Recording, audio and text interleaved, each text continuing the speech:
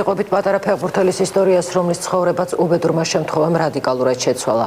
ნიკა სიხარულიძე ბარსელონას ნიჭიერთა პროექტის გამარჯვებული იყო. დღეს კი ლოგიცაა მიჯაჭვული და ყოველდღიურად მედიკამენტებისთვის ოჯახს 20 ლარი ჭირდება.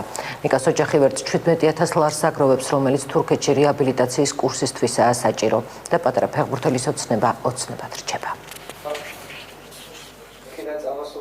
15 წლის ნიკა სიხარულიძე ფეხბურთს ახლა მხოლოდ ტელეეკრანიდან ადევნებს თვალს.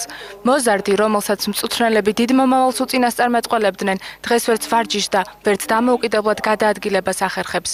2007 წლის 13 მაისს მომხდარმა ავტოავარიამ ბარსელონას ნიჭიერთა პროგრამით არჩეული ახალგაზრდა ფეხბურთელის მომავალი რადიკალურად შეცვალა. ნიკას თავის ქალა დაუზიანდა. ორთვიანი კომიდან სპეციალური თერაპიის კურსის შედეგად გამოვიდა.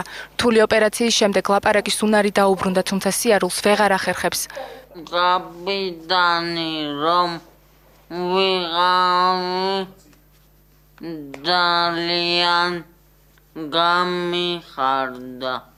ჩვენთან საქართველოში არ კეთდება ესეთი კარგი რეაბილიტაცია და ესაჭიროება თურქეთში გადაყვანა, ან უკრაინაში, ან რა ვიცი, გერმანიაში კლად კარგია.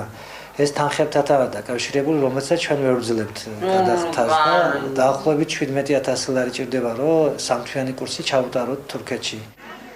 ნიკა თბილისის ლოკომოტივის ახალგაზრდულ გუნდში თამაშობდა. მწვრთნელიც და ყოფილი თანაგუნდელებიც ამბობენ, რომ ის გუნდის ლიდერი იყო. მიხეილ კობალაძის აზრით უბედური შემთხვევა რომ არა, ნიკა ერთ-ერთი წარმატებული ფეხბურთელი იქნებოდა.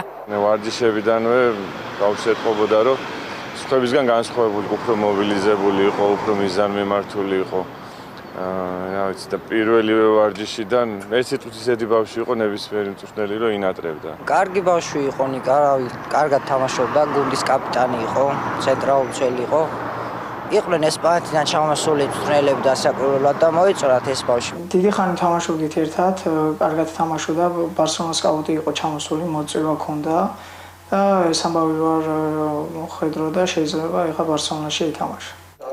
ნიკას მკურნალობისთვის ყოველდღიურად 20 ლარია საჭირო. მას თურქეთში რეაბილიტაციის სამთვიანი კურსის გავლაც სჭირდება, რომელიც 17,000 ლარამდე ჯდება. სიხარულიძეების ოჯახს, რომელიც გლდანში, ნაქირავებ ბინაში ცხოვრობს, საჭირო თანხა არ აქვს.